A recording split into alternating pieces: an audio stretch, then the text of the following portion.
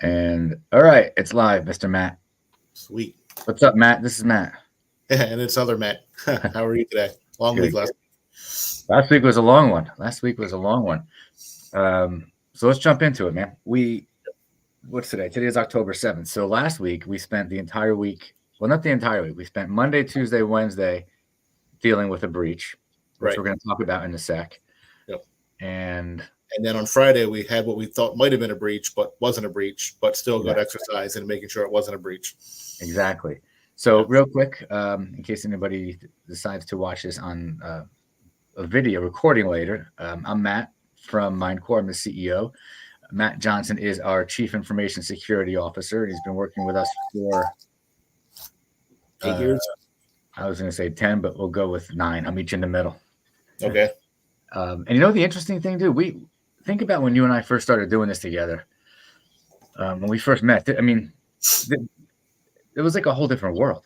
Oh, it was. We were doing cyber, and it was like, oh, let's put some tools in place. But people were like, yeah, people were skeptical. There was a few tools. There was no real policy around it. It was kind of the wild, wild west. Now it's really starting to shape up into the future. But yeah, it was a little chaotic back in the day.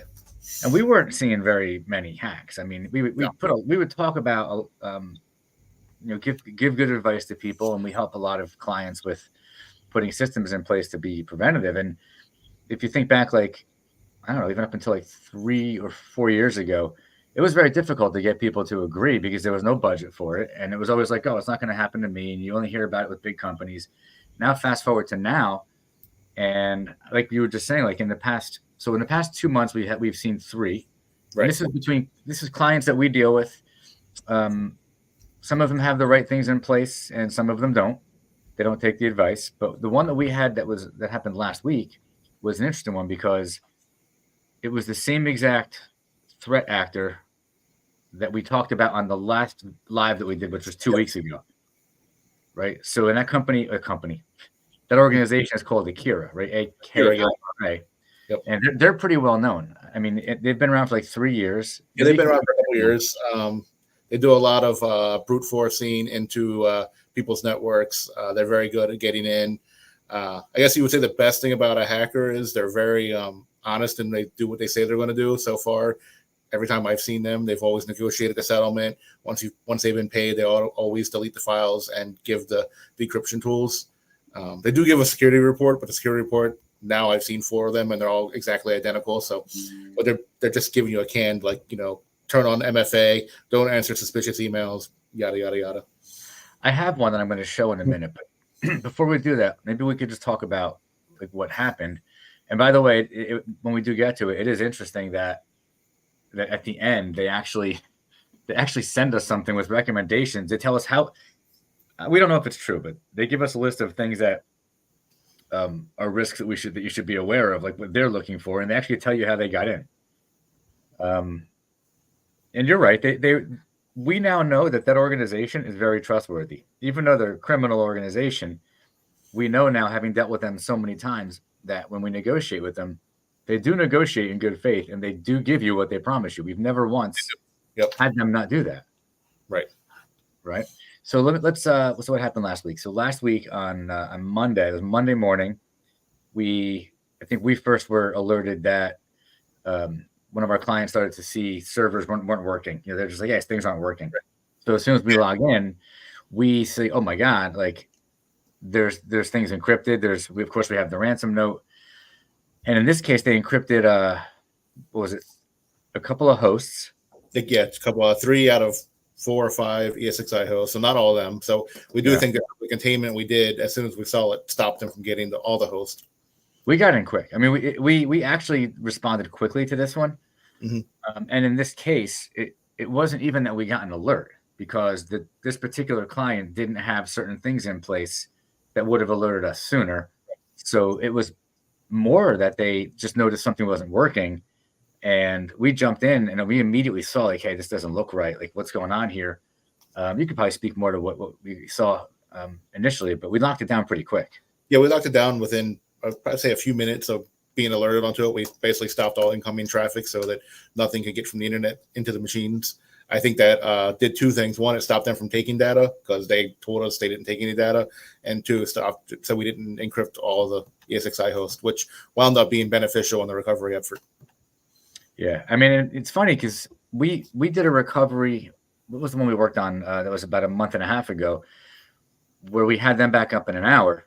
As soon as we got the decryption key, we had them back up in an hour. This one took like almost an entire day. It took us. Yeah, about we started like 7:30 in the morning. I don't think we were done till like 4 by the time it was back up and running. Yeah, this particular time, the previous ones we've done, if there's an ESXi or VMware or Hyper-V, they just encrypt the files that the virtual servers are on. This time they decided to encrypt the actual host files, so we couldn't actually boot into the servers, and we found that it was faster just to rebuild.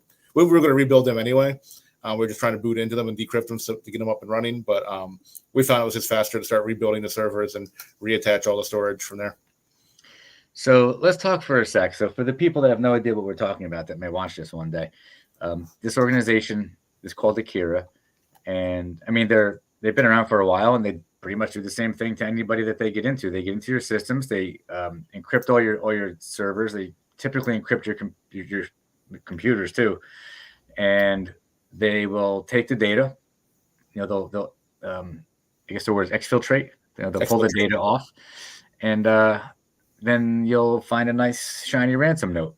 And in this case, well, before I go into it, so is there anything about this organization or anything that you know offhand that's just like a Wikipedia kind of thing? Anything interesting? Anything worth knowing? Or nothing worth knowing. I mean, they're fairly newish. They've been around probably since the beginning of 2023. They've changed their decryption tool a couple of times because it's been there's a couple of companies that have figured out how to decrypt. Their current one you can't decrypt though, just based on the way it does encryption. But they are very good once they get in at working quickly, as we've learned. A lot of operators will spend a long time in a system. They seem to want to get in and get out and get decrypted pretty quickly. Yeah. So this is something that along the way with this last one that we had. So we get in, we see what's going on, and we know the deal from the Secura. So we immediately realized that they moved really quick. They got the backups again on this one, so there was no way to get the backups. I think they deleted the backups, or did they wiped the server? They did something, but the backups they deleted everything out of the backup server. And you think that you have things in place, which they did have in place to even segregate the network, but these people are good, and they know exactly what they're doing, and this is how they make their money. So they moved quick. They cracked passwords. They navigated through the network. And, there definitely is some lessons to be learned. But one of the things that we knew right away, as soon as we saw that everything was encrypted, was we immediately contacted them, started the conversations, because we knew that the ransom had to be paid. Yeah, we started the conversation, I think, around 11:45 on Monday, the 30th. And I'm pretty sure we had the final agreement for an amount by early Tuesday morning. Yeah, and this is it. This is the part that you got to the red tape and the bureaucracy of having to deal with insurance companies. So the client immediately, we said, look, call your insurance company. You know the deal. The insurance company has a team. They have a lawyer that's ready to go. They have IR team, forensics team, like a response team that's ready to go. And they start with their emails, and then they move so slow, and they have to move slow because everybody has to agree to every communication. Right. It takes them a day just to actually figure out, even how to take the first step. It's really mind-numbing. So we knew that this client couldn't be down. So we started negotiating right away. Right. Yeah, I think we had negotiated everything before that. We even had our second meeting with the insurance company's agent. And they said to us, we don't want you talking to them. We're like, well, we've been talking to them already for hours while we were waiting for you guys to reach out to us. And we really didn't have time to wait. We don't have time to wait. And the initial ask in this case was lower than usual because we got to them so quick that they didn't have time to actually pull the data off of the system. Right. Now, we didn't know that at the time, but we were surprised because usually they'll ask for $500,000 to $1 million, and they only asked us for easily seven figures sometimes. They asked us for 150 or 175 or something like that out of the gate, and we were like, "What the heck? That's low." And so they actually said to us, they were like, well, we didn't get your data. We only encrypted your server. So we're not going to charge you as much. We were like, oh, that's nice of you. Thank you. Yeah, I know. And, but here's what's interesting. And I want to share this real quick. see if this will work. Hang on. Let me take this down. Put this up. Okay. So this screenshot is, let me get over here. It's called ransomware.live. And you can see I'm scrolling up and down. But this is just recent attacks, and these get registered here. So this is for Akira. Some of these don't have all the information, so I'm going to go down to where this actually starts with solid information. And these are all Akira. And if I keep going down, it goes to other ransomware organizations. But Correct. Yep. This is what's interesting. So here they asked 160, negotiated down to 75. Here they asked 220, got it down to 90, 250, 100, 180, 105. So we already knew that they usually will come down by like 50%. Mm-hmm. And this is from our own experience. And you can even see by this, it's kind of true, give or take. So what I thought was interesting was when you pointed out to me that there's nothing on here that goes below 75. And what did we get them down to? What you got? Hold on, I lost you. We got them down to 65,000. Yep. Right. So we started 125. And I'll share with everybody. It's not a secret. There's a book that I first read about 10 years ago by Chris Voss, which he has a very, very popular book called Never Split the Difference. He was a hostage negotiator for the FBI, and he does sales training now. I read his book 10 years ago, and I memorized all the key stuff from it, and I began to implement it in business.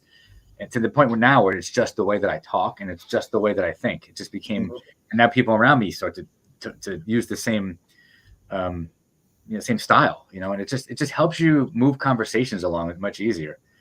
So I had a good sense. I had to negotiate with people.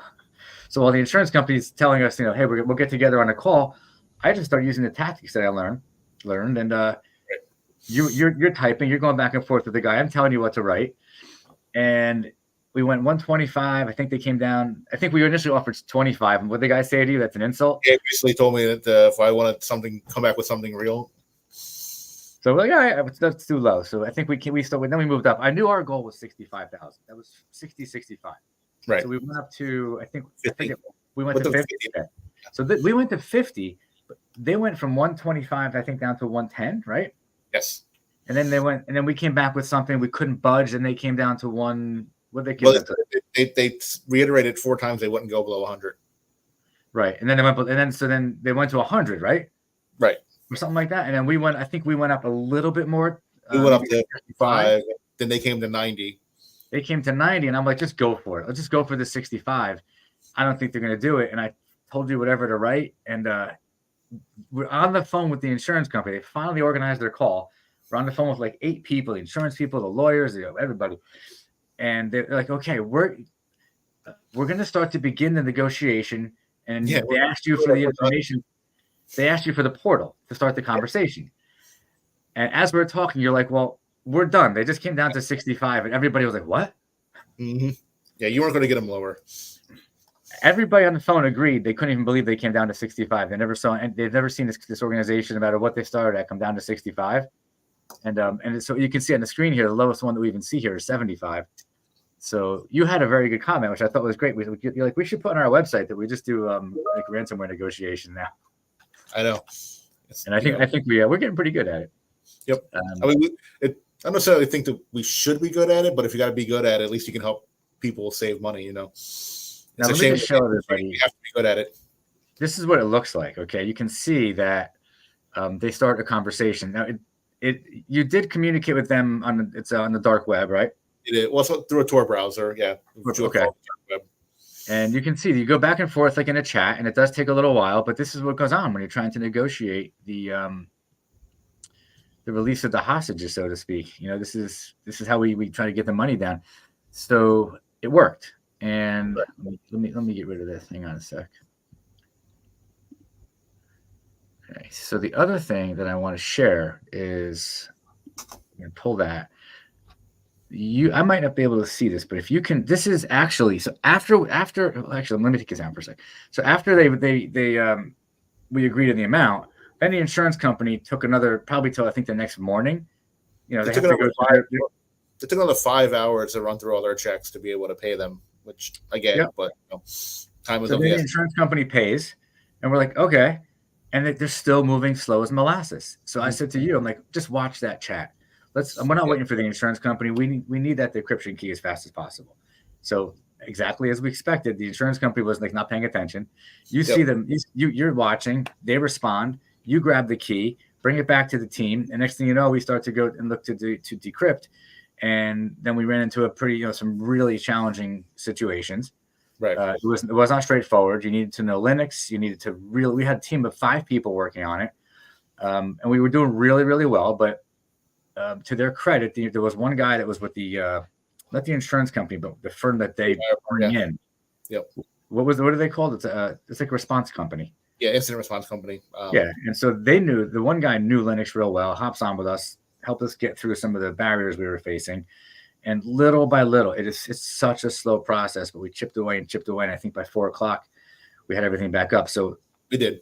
Without any backups, keeping the ransom down to 65,000, and from start to finish, which was basically 3 days, we had the company back up, all their servers back up. And I mean, everything at that point. Then we went and did some forensics after the fact. And you found how they got in. So how did they actually get in?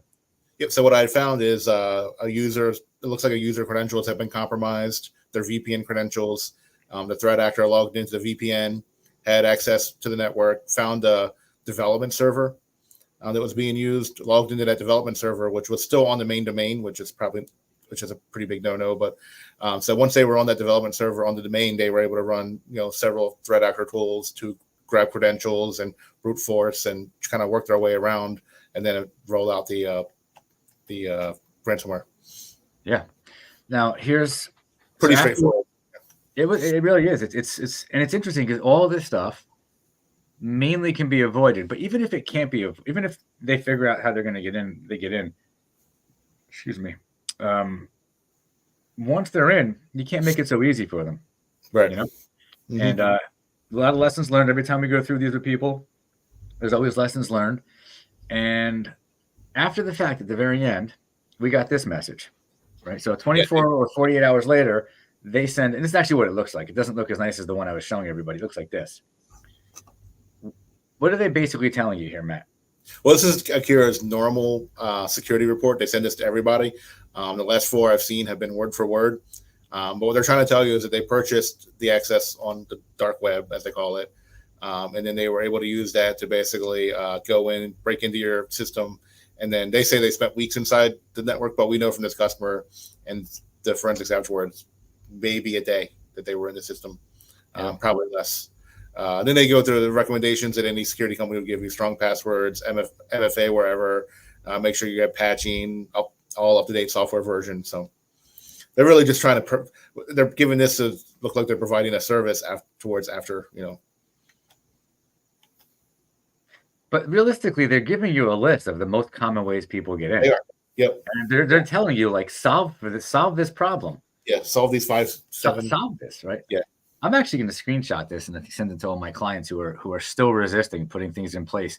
I have clients, Matt, you can't make this up. I mean, we have clients that we deal with, right? Where just before we get on this live, I was looking through a list and I'm trying to convince people to spend $400 a month, $350 a month. Mm-hmm. And if they just don't think it's going to happen to them. So this becomes the I'm too small, or it's not going to happen to me, or my data is not that important. But your data is important to you when you can't get to it. Or even if you think your data is not important, is it important that you're able to work? Right. If you have access to your data or access to your systems, you can't run your company. You're not going to have a company anymore. I had this from our last live. Mm-hmm. The solution is better choices, right? It keeps coming back to the same thing. You can't believe that it's not going to happen to you. It can and it will. It's going to happen to you. It's going to happen to everybody. Yep. And it's going to happen to some people more than once. We have clients who it's happened more than once. And in a lot of cases, it's because of the phishing emails. It's not. In this case, it was they hacked in through a VPN. But in most cases, it's because of the phishing emails. And we have a client today that sent us an email this morning saying they want to cancel KnowBe4, which is the phishing awareness and training program. And they're like, oh, we don't see a need for it. I'm like, oh, now I got to try and explain to them. It's like you don't see it working until you stop using it. And then one of your staff members or team members is less aware and less sharp, they click on an email and now you breach the whole company, which I think those Verizon reports that come out every year, I'm pretty sure Verizon still consistently is saying 94-95% of the breaches start with a phishing email. We had talked to a client last week. They had one user that failed their know before phishing 4 times in 1 week. And what do they do about it? They put them through training, and then they're going to have to figure out some other alternatives for their system because, apparently they're going to click on everything. So you and I are seeing this on a regular basis. It's not. I mean, look, when we're in the business of we're in this business, and it's interesting. I was saying to somebody I think I saw somebody at the gym over the weekend or something, and they're like asking me how's business, how's cyber, and everything. And I said, you know what? 5, 6, 7, 8 years ago, all those years, this was just a service that we provided that didn't get a lot of. It wasn't very noisy, right? There weren't a lot of breaches. Right. And you're trying to convince people to put things in place to avoid the breaches. Now this is a rough business. Yeah, I mean, the breaches we saw 5, 6 years ago were things like, the San Francisco subway system was breached, or a giant hospital children's was breached, or, the entire city of New York was breached, or city of Baltimore, which we actually worked on at one point. Now it's, Dave's Lumber and Supply with 15 computers and, $1.5 million a year in revenue is getting breached. 100%. I can't say which entity it is, but one of our clients is one of the state police organizations in one of the states in the U.S. And for $450 a month, we're advising them that they should put some cyber tools in place. Give us an opportunity. We already do some of their IT. We do their cloud, but we're like, you need to put some things in place, like to really give us some opportunity to protect you. The guy gets back to me today and he's like, well, I'm meeting with some people next week. I don't think they're going to approve it. And I'm like, $450 a month to protect? This is the state police. Right. Well, I mean, you and I were talking to a healthcare client last week, and we were trying to explain that, what they have, they're currently not HIPAA compliant, and, they need a few more things, but they didn't really seem pressed. I'm not sure what they're going to do with that organization. That's another one. They have 200 employees. It's a major medical office. What, like 6 locations? Yep. Just 6 of them? Or 7? 6 or 7. And like they've got HIPAA compliance. And the thing is, it's still a practice that's owned by a doctor. And no offense to doctors, but they're typically not business savvy. Just is what it is. And what are you laughing at over there? And do not like to spend money. They don't like to spend money, and it's not cheap. We want them to put no before in, and it's going to be a few thousand a month because they've got a lot of employees and they need some advanced services. And I got on the phone with them. I was like, we got to do something. You have to be HIPAA compliant. Yeah, and it's just bizarre. That the position is, we know. We'll think about it. What did I say to him? I said to him, well, you had said that. So the whole reason we were talking is we had noticed a large amount of traffic coming and going from a particular domain controller, and so we treated it as a breach, as obviously as you and I are famous saying, guilty until proven innocent. Yeah, everything is a breach until it's not a breach. So we went there. We're still kind of looking at it, but we know it's not a breach. But as we were talking to them the next day, you're like, if this was, and you don't have all these, especially backups and some other things that we want to put in place, you're out of business for 2 to 3 weeks. And for a facility that size, that's a lot of dollars and lost dollars in revenue for 3 weeks. Could you imagine? I mean, they were down for a little while. They had a problem. I don't just remember if it's a few months back, there was an issue where people in the medical industry couldn't do billing. There was a breach with it affected doctors all over the country. And they were backed up. This was earlier in the year because they were backed up for like 3 months after that, getting their billing back on track. It affected so many doctors' offices. Another one of our clients, who they're in Jersey. They're in our building in Jersey. They also have the office in Honduras, and they have I'm talking about. Yep. And they're in the medical billing aspect of things, and they actually were devastated. They were dealing with hospitals all over the country, and it's like, okay, we know this is happening, so we're talking to our client. He still doesn't have backups in place. We've been doing his IT for a year, and we've been telling him. We initially gave him 2 years ago a risk assessment. He wasn't doing any backups. It's and by the way, it's a very smart individual. The Yeah, IT and director I think is it's a very also smart guy. it's also interesting to remember that this client came to you via a breach, right? They found us because they found us online 3 years ago when they had a breach and they wanted us Yeah. to do some pen testing for them. We ended Yep. up taking over a lot of all their IT. Yeah. We developed a really good relationship, and they began to believe in us and trust us. And now And we've so expanded. they've already had an experience, but yet they're still hesitant to Right. to And that's move. that's what's really interesting. So we were on the phone with them, and I'm like, look, you got to. If this happened to you, and you didn't have backups, and all your machines were encrypted, it would take us weeks to put you back together. Weeks, you'd be out of business for weeks. I don't even know how you guys would operate. He's like, well, our EMR's in the cloud. Okay, fine. So Okay. your main system's in the cloud, but all your X-rays, all your images, all your data, everything you use on these computers, if your computers were all encrypted, you couldn't work. He's like, oh well, that's true. And And if you want to think of the size of that company, it's going to be a meaty ransom from any ransomware provider. oh, forget They're it's a gonna- medical they're- office. Yeah, that's going to be 7 figures easily. They're going to be easily $1 million, right? So, and I said to him, do you have cyber insurance? I actually don't remember what his answer was. Remember what he said? No, I don't remember that. I should have. Said. But I did ask him if he had cyber insurance, and I asked him if I don't recall if he said yes or no, but basically the end result is we already had finally convinced him to put a backup solution in place a month ago. He approved it, and we're still waiting on a deposit because we don't lay money out for people for hardware. Right. And he's like, "Oh, I thought that was paid." I'm like, "No, it hasn't been paid. You got to send us the money so we can get this going." And now I think it's moving forward. But the whole moral of this entire story we're telling, it shouldn't take this much pain and all these stories to get you as a business owner to protect your own business. It feeds your family, it feeds your employees' families. You have clients or customers or patients that rely on you. It's like, how do you not protect your business? Like, how do you have this thought that it's not going to happen to me? And it goes back to the solution is to make better choices. It is going to happen to you. It's a guarantee. It's just a matter of when it happens. How many days are you going to be down for? Can we get you back up and running in a couple hours, a couple days, couple weeks, or never? And that's a choice you make, and it's directly correlated to the investment. And ransomware operators don't really care whether you're a small business, family business, nonprofit. None of that matters to them. No, the only thing I've really ever seen them care about are large children's hospitals and some large healthcare organizations. But for the most part, they don't care what kind of business you are. They will figure out a way to get their ransom paid. Yeah. So I think this was good. If anybody, we had a few people coming and going while we were doing this live, but I know that this will be up on YouTube, and we'll do it again next week. So I'm hoping between now and next Monday when we do this that there's no breaches.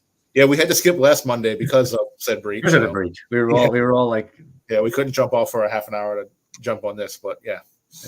We're going to be down here. I'm at the Florida office, so we're getting ready for the storm that's coming over us. This the storm that started from out of nowhere, all the way on the west side of the Gulf of Mexico, where storms never start since the history of recording storms. You could look it up. There's never been a storm that started over there from nothing. All of a sudden, it goes and now it's a Category 5 in a matter of like 2 days. Yeah, it did like a U-turn now. It's heading right towards Tampa. Heading right, the entire state of Florida is going to be totally covered, and the West Coast is going to be in bad shape.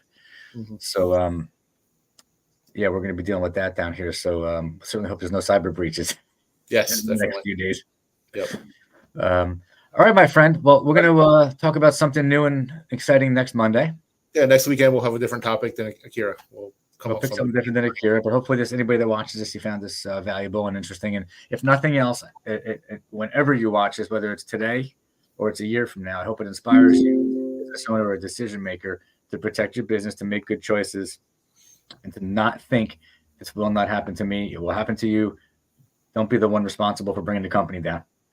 Exactly. All right, Mr. Matt. I'll talk to you later, man. Man, have a good one. Be good. All right, that stream has ended. No, you're still live, it says. Oh, that stream's not ended. Well, we're going to cut it off. We can edit that part out. Just end stream. It's good thing only 2 people are watching. Only 2 people. This is awesome. This is awesome. We can't figure out how to stop the live. Wait, hold on.